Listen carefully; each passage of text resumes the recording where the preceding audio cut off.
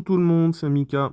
Aujourd'hui, nouvelle étape, assez longue, 68 km entre Cognac et Royan. Cette distance était en réalité tout à fait raisonnable, en considérant que c'était un petit peu plus plat que d'habitude et que la météo était à nouveau parfaite pour la journée. À la sortie de Cognac, j'ai retrouvé la Flow Vélo pour une nouvelle section gravel tout à fait praticable et très jolie aussi.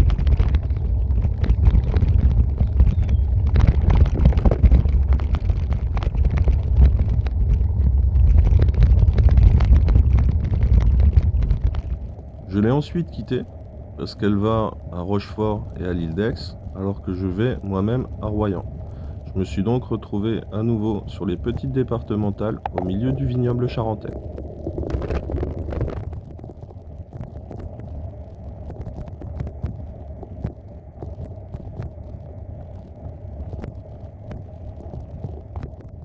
J'ai fait une première pause dans le village de Montil. Au départ, je voulais juste m'arrêter dans un bar pour boire quelque chose, mais la gérante du lieu, très sympathique, m'a également offert une salade à manger sans que je lui demande. Je tiens à la remercier pour ce geste qui était vraiment très très sympa et bienveillant. Sur le parcours, il y avait beaucoup de très grandes étendues qui donnaient des points de vue agréables à regarder, comme on peut le voir sur cette photo. J'ai été surpris de voir beaucoup de très anciennes églises, comme celle-ci, celle de Berneuil, qui date du XIIe siècle. Je vous partage maintenant quelques images de la D136, une route départementale très peu fréquentée, que le GPS m'a fait suivre pendant des kilomètres et des kilomètres.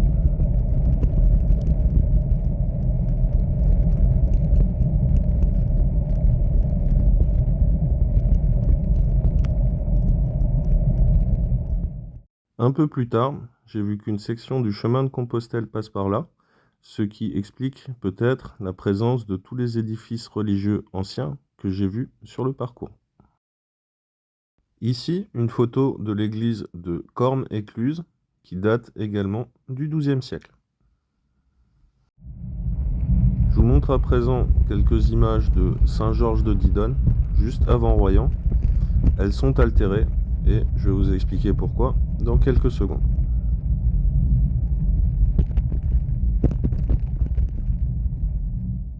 Voici, pour finir, une photo de la plage de la Grande Conche à Royan. J'ai eu la chance de trouver un logement à 200 mètres de la mer. Je vais maintenant reparler de la galère que j'ai eue pendant cette étape. Mon téléphone, quand il est sur le vélo, est rangé dans un support plastique fermé. Par beau temps et grand soleil, j'ai remarqué qu'il avait tendance à surchauffer. C'est ce qui a altéré certaines images et qui m'en a fait perdre d'autres sur l'étape d'aujourd'hui. Je n'ai pour le moment pas de solution à ce problème, il va falloir que j'y réfléchisse. Ça tombe bien, je vais avoir du temps pour le faire. En effet, maintenant que je suis à peu près à la moitié de ce road trip, après environ 1000 km de vélo, j'ai décidé de faire une grande pause de 6 jours à Royan. J'ai besoin de recharger les batteries, aussi bien au niveau physique que mental, et je trouve que Royan est l'endroit parfait pour ça. Donc voilà, il n'y aura pas de vidéo pendant les prochains jours, on reprendra tout ça la semaine prochaine. Merci à tous de m'avoir suivi, et à bientôt pour de nouvelles aventures.